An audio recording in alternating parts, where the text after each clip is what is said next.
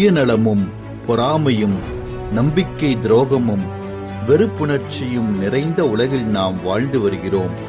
மற்றவர்கள் மீது கரிசனை காட்டும் மனித நேயம் நம்மிடம் உள்ளதா? CSI பாய்ஸ் கிரியேஷன்ஸ் பெருமையுடன் வழங்கும் மனித நேய கிறிஸ்துமஸ் குறு நாடகம். ஆண்டவரே, இன்னைக்கு 25வது இன்டர்வியூக்கு போறேன். அப்பா அம்மாவை இழந்த எங்கள் குடும்ப சூழ்நிலை உங்களுக்கே தெரியும் கடவுளே. எங்கள் கஷ்டத்தை கண்ணோக்கி பார்த்து இந்த வேலையை எனக்கு கொடுங்க கடவுளே. ஏஞ்சல் பாப்பா எங்க இருக்கே? இங்க கொஞ்சம் வா. இன்டர்வியூக்கு புறப்பட்டீங்களா? கடவுள் கண்டிப்பா இந்த வேலையை உனக்கு கொடுப்பாரண்ணா.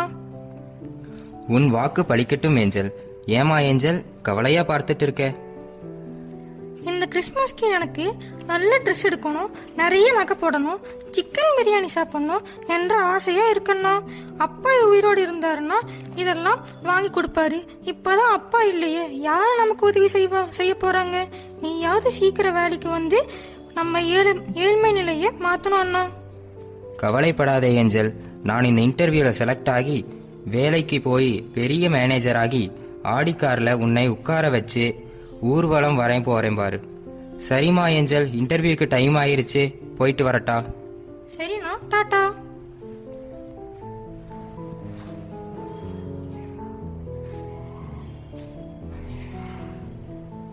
டாக்டர் டாக்டர் வாங்க வாங்க, உங்களை தான் எதிர்பார்த்துட்டு இருந்தேன். என்ன மிஸ்டர் தாமஸ், அவசரமா ஃபோன் பண்ணி வர சொன்னீங்க, என்னாச்சு? உங்க உடம்புல ஏதாவது பிரச்சனையா? பிரச்சனையா?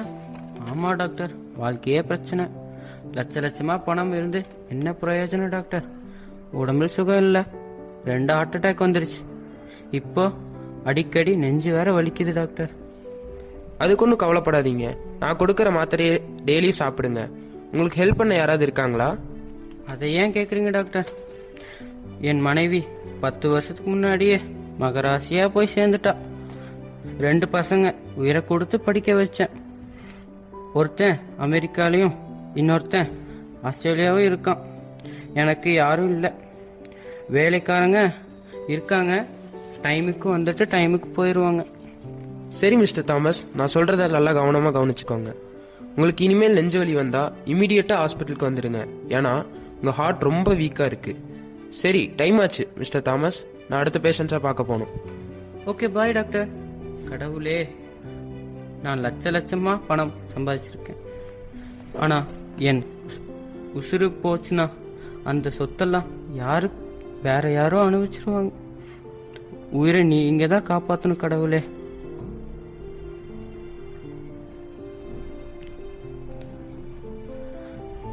ஐயோ, நெஞ்சு வலிக்கிற மாதிரி இருக்கே, என்ன பண்ணுவேன்? இப்பதான் டாக்டர் வந்துட்டு போனாரு. இந்த நெஞ்சு வலி வந்திருக்க கூடாதா? ஐயோ அம்மா, யாராவது வாங்க, காப்பாத்துங்க மாட்டாங்களா?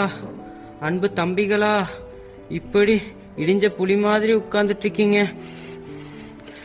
எழுந்துச்சு வாங்க, காப்பாத்த மாட்டீங்களா? ஐயோ, தாங்க முடியலையே.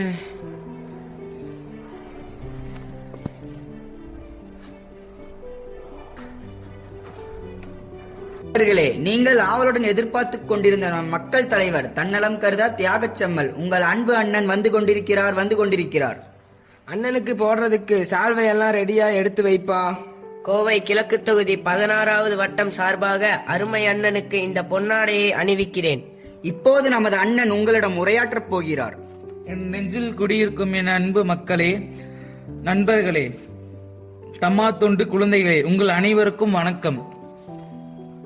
அண்ணே, இது கட்சி மீட்டிங் இல்லைங்கண்ணே, CSI ஸ்கூல் கிறிஸ்துமஸ் விழா.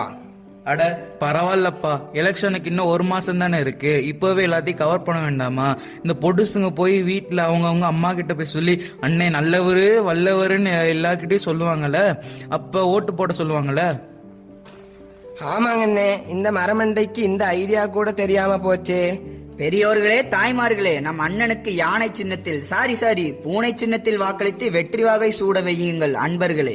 மறந்து விடாதீர்கள், மறந்தும் இருந்து விடாதீர்கள். பூனை சின்னத்துக்கு வாக்களியுங்கள். உங்கள் சின்னம்? பூனை சின்னம். வாங்க போகலாம் அண்ணே. அண்ணே இங்க பாருங்க அண்ணே, யாரோ விழுந்து கிடக்குறாங்க. நெஞ்சு மேல கைய வச்சுட்டு துடிச்சிட்டு இருக்காங்க அண்ணே. ஹார்ட் அட்டாக் போல இருக்கு அண்ணே. வாங்க அண்ணே, இந்த பெரியவரை நம்ம வண்டியில ஏத்தி உடனே ஹாஸ்பிட்டலுக்கு கூட்டிட்டு போகலாம். அட நீ வேற சும்மா இருடா. இந்த ஆளை பார்த்தா கட்சி கலையே இல்ல. ஆமாங்க அண்ணே, இவரை பார்த்தா நம்ம கட்சிக்காரன் மாதிரியே இல்லையே. ஆமாங்க அண்ணே, நம்ம ஏரியால நான் இவரை பார்த்ததே இல்லையே. வாங்க நம்ம கட்சி பொதுக்குழு கூட்டத்துக்கு போவோம். லேட் ஆகுது, வேற யாரும் ஹெல்ப் பண்ணிக்கிருவாங்க. ராகுல், how are you? Hi Rajesh, எப்படிடா இருக்க? நேற்று ஒரு இமெயில் போட்டிருந்தேன், அதோட ரிப்ளை இன்னும் வரவே இல்லையே, ஏன்? நேற்று சிஸ்டம் கொஞ்சம் வைரஸ் அட்டாக் ஆயிடுச்சுடா. இப்பதான் ஃபார்வர்ட் பண்ணிட்டு K7 சர்க்கியூட் போட்டிருக்கேன். அப்புறம் நீ அமெரிக்கா போறதுக்கு விசா கிடைச்சிருச்சாடா உனக்கு? 1 வீக்ல போயிருவேண்டா ராஜேஷ். ஆனா இந்தியா வந்து ஒரு மாசத்துல படாத பாடுபட்டேன்டா. இந்தியாவுக்கும் எனக்கும் செட்டே ஆக மாட்டேங்குது. என்ன ஹாட் ஒரு ஏசி பஸ்ல கூட இருக்குல்ல, இது இல்லடா, ஏசி இல்லடா. என்ன ஆன்லைன்ல பீஸா ஆர்டர் பண்ணி 1 மணி நேரத்துக்கு மேல ஆச்சு, இன்னும் காணுமே. ராஜேஷ் அங்க பாரு, ஒரு பெரியவர் மயங்கு போட்டு இருக்காரு. ஹேங்கான கம்ப்யூட்டர் மாதிரி பேச்சு மூச்செல்லாம் இருக்காருடா. சீக்கிரமா இவர் ஹாஸ்பிட்டல் தூக்கிட்டு போனோமா? அவருக்கு ஹெல்ப் பண்ணணும், ஆனா அவரை பார்த்தா கம்ப்யூட்டர் நாலேஜ் இல்லாத மாதிரியே இருக்கு. நம்ம ஆளா இருந்தா அவர் டக்குன்னு உதவி செஞ்சிருக்கலாம், காப்பாத்திருக்கலாம். ஆன்லைன்ல ஆர்டர் பண்ண பீஸா வேற வந்துடும். இந்த ஆளை ஹாஸ்பிட்டலுக்கு கூட்டிட்டு போனா 500 ரூபாய் வேஸ்ட் ஆயிருமேடா ராகுல். ராஜேஷ், என்கிட்ட ஒரு ஐடியா இருக்கு. ஹாஸ்பிட்டலுக்கு இமெயில் போட்டுடலாம். அவங்க கிட்ட இது எல்லாமே சொல்லிடலாம். அவங்க வந்து பாத்துப்பாங்க, காப்பாத்திடுவானுங்க. சூப்பரா, உனக்கு எப்படா மூளை? சூப்பர் கம்ப்யூட்டர் மாதிரி வேலை செய்யுது. வா நேரமாச்சு. CSI ஸ்கூல் கிறிஸ்மஸ் செலிப்ரேஷன் போகணும். நமக்காக ஸ்டூடெண்ட்ஸ் கையில கிஃப்ட் வச்சுட்டு வெயிட் பண்ணிட்டு இருப்பாங்கடா. Hi Surya, how are you? காலேஜில் எப்படி இருக்கு? ஹாய் ஜானி, எல்லாம் ஓகே தான். ஆனால் இந்த செமஸ்டர் எக்ஸாம் நினச்சாதான் வயிறெல்லாம் கலங்குது. இன்னும் 1 மாதம் தாண்டா இருக்கு. எக்ஸாமை பற்றி கவலைப்படாத சூர்யா, நம்ம பார்க்காத எக்ஸாமா? 12th எவ்வளோ எக்ஸாம் பார்த்துருக்கோம். அதுவும் அந்த யூனிட் எக்ஸாம் இருக்கலாம், தட்டி வீசி இருக்கோம். விடுறா மச்சான். ஜானி, யாரோ கீழே கிடக்கிற மாதிரி இருக்கு. பார்த்தா வயசானவர் மாதிரியும் தெரியுது. ஆமாம், இவரை வேற கொண்டு போய் நம்ம இந்த ஆஸ்பத்திரியில் சேர்த்தணுமா? வாடா பேசாமல் போகலாம். ஜானி, உங்கள்கிட்ட ஒன்று சொல்லவே மறந்துட்டேன். நாளைக்கு நம்ம தலைவரோட படம் ரிலீஸ் ஆகுது. அதுக்கு தான் டிக்கெட் எடுக்க போயிட்டு இருக்கோம். அட என்னப்பா, நம்ம தமிழ் தலைவர் படம் ரிலீஸா? இது முன்னாடியே சொல்ல மாட்டியாடா? என் தலைவருக்காக நான் உயிரே கொடுப்பேன். அவர் படம்லாம் முதல் நாள் போய் பார்த்துருவேன். சரி வா, டக்குன்னு டிக்கெட் எடு, போகலாம். ஆனா இந்த பெரியவர் இப்படியே கிடக்குறாரு. ஏன் நம்ம மட்டும்தான் அந்த ரோட்ல நடக்கிறோமா? எவ்வளவு பேர் வராங்க, எவ்வளவு பேர் போறாங்க. அவங்க யாரா பார்த்துப்பாங்க. வாடா, டைம் ஆகுதுடா. படத்துக்கு இன்னும் டிக்கெட்டே கிடைக்காதுடா. டக்குன்னு வாடா. ஆமா, இவரை பார்த்தா நமக்கு தெரிஞ்சவர் மாதிரியும் இல்ல, நம்ம சார் மாதிரியும் இல்ல. ஆமா, இவரை காப்பாத்து போய் நம்ம போலீஸ் கேஸ்ல இது மாட்டிக்கிட்டா. சரி வா, பேசாம போயிடலாம். இவரை விட்டுரு, வா. தேவை நீ நினைக்கிற மாதிரி இது ஒன்றும் தக்காளி சேவை இல்லை. மக்கள் தொண்டே மகேசன் தொண்டு. கஷ்டப்படும் மக்களுக்கு உதவி செய்தால் அது கடவுளுக்கே உதவி செஞ்ச மாதிரி.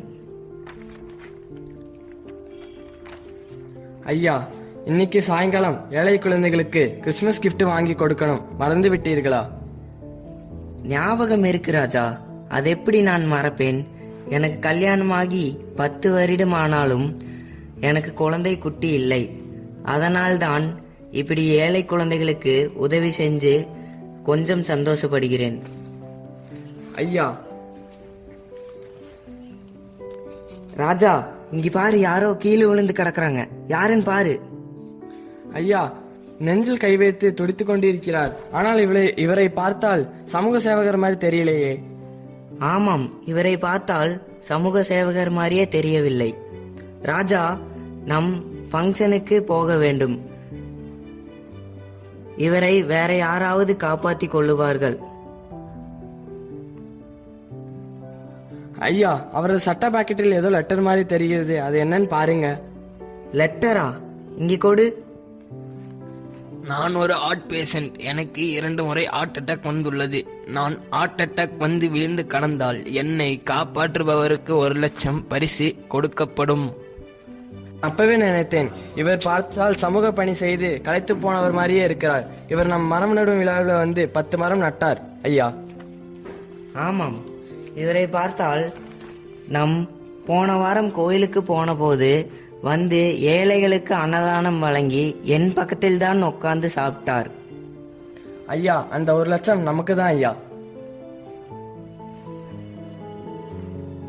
இவர் நம்ம கட்சிக்காரர் தான். மூஞ்ச பாரு, அப்படியே அரசியல் கல தெரியுதுல. கோவை கிழக்கு தொகுதி முன்னாள் எம்எல்ஏ மாதிரி தெரியுதுல. ஆமா அண்ணே, இவர் கண்டிப்பா முன்னாள் எம்எல்ஏ தான். அப்ப அந்த 1 லட்சம் நமக்கு தான் அண்ணே. மூஞ்சி பாருடா, ஐபோன் 10 டெஸ்க்டாப் மாதிரியே இருக்கு. அவர் பாக்கெட்லயும் ஐபோன் 16 ப்ரோ வச்சிருக்காரு. இவர் முகத்தை பாரு, பில் கேட்ஸ் நேர்ல வந்த மாதிரி இருக்கு. தலை முழுவதும் கம்ப்யூட்டர் அறிவு நிறைஞ்சிருக்குடா. இவர் நிச்சயமா நம்ம ஆளுதான்டா. அப்போ அந்த 1 லட்சம் நம்மளுக்கு தான். டே சூர்யா, நான் அப்பவே நினைச்சேன் இது நம்ம காலேஜோட ப்ரொஃபசர் தான்டா. வா, அவரை போய் காப்பாத்தலாம். ஆமா ஜானி, இவர் நம்ம ஸ்கூல் ப்ரொஃபஸரே தான், நம்ம ஆளு தான். நம்ம போய் இவரை காப்பாத்தலாம், நம்மளுக்கு அந்த 1 லட்ச ரூபா கிடைக்கும். வா, நம்ம போய் அந்த ப்ரொஃபஸரை காப்பாத்தலாம்டா. 1 லட்சம் எனக்கு தான்டா. இல்ல, அந்த 1 லட்சம் எங்களுக்கு தான்.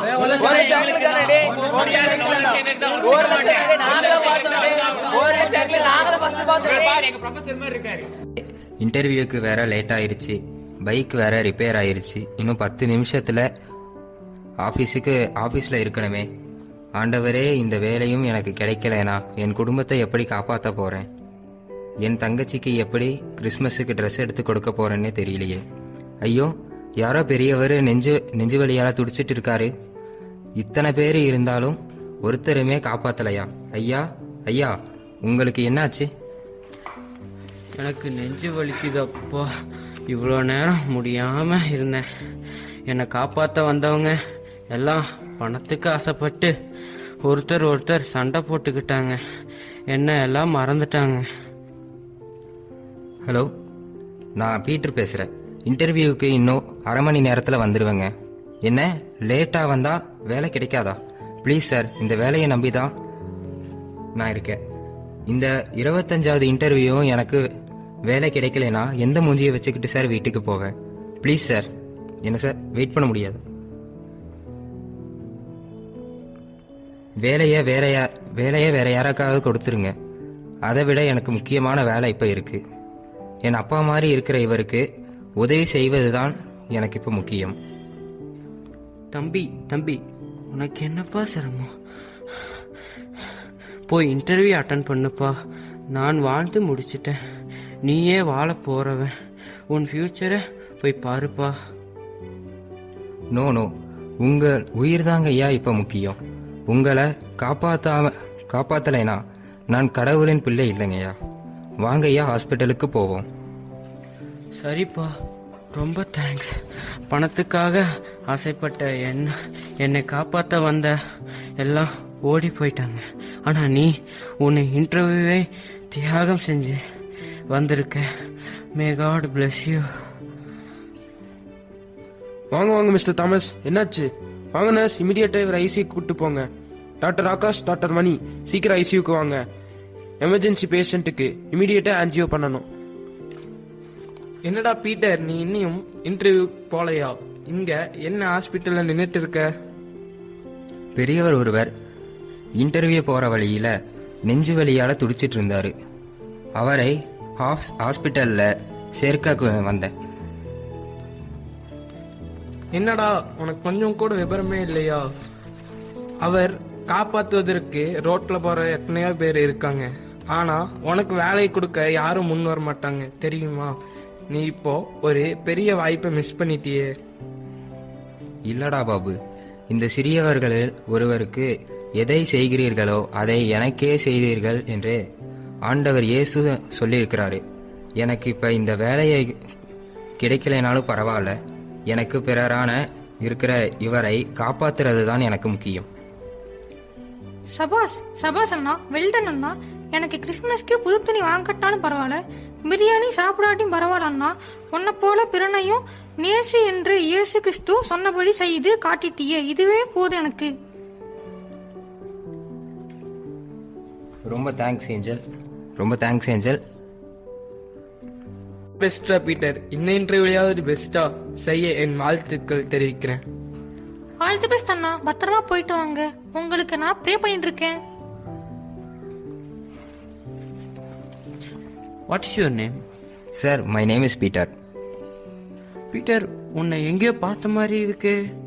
உன்கிட்ட நெருங்கி பழகின மாதிரி ஒரு ஃபீலிங் இருக்கு. ஐயா, என்ன உத்து பாருங்க. என்ன உங்களுக்கு ஞாபகம் இல்லையா?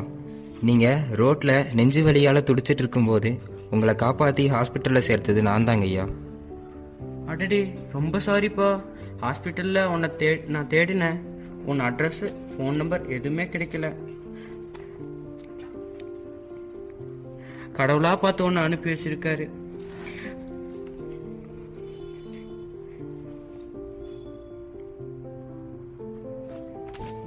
என்னை காப்பாற்ற வந்தவங்க எல்லாம் தங்களுடைய வேலைதான் முக்கியம் என்று போய்விட்டார்.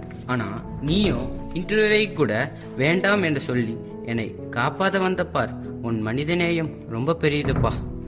உங்ககிட்ட கடவுளை நான் பார்க்கிறேன். பீட்டர், இந்த கம்பெனியின் ஜெனரல் மேனேஜராக உங்ககிட்ட அப்பாயிண்ட் பண்றேன். உனக்கு மாச சம்பளம் 2 லட்சம் ரூபாய். ரொம்ப தேங்க்ஸ் சார்.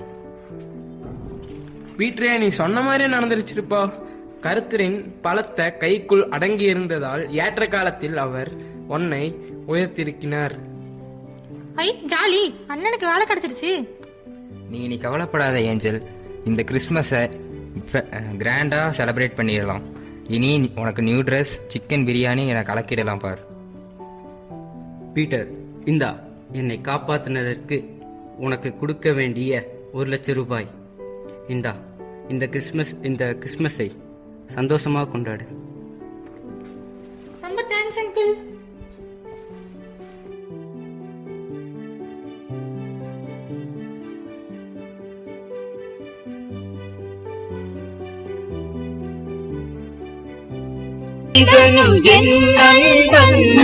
ஒவ்வொரு மனிதனும் சகோதரன், ஒவ்வொரு மனிதனும் சகோதரன், என் சகோதரன். ஆம், அன்பு மாணவ செல்வங்களே, இனிமேல் மற்றவர்களையும் நம்மைப் போல நேசிப்போம். கஷ்டப்படும் மக்களுக்கு உதவி செய்வோம். அதற்காகவே இயேசு கிறிஸ்து ஏழை பாலகனாக இந்த பூவுலகில் உதித்தார். இந்த கிறிஸ்துமஸை மனிதநேயம் உள்ள கிறிஸ்துமஸாக கொண்டாடி மகிழ்வோம். Happy Christmas.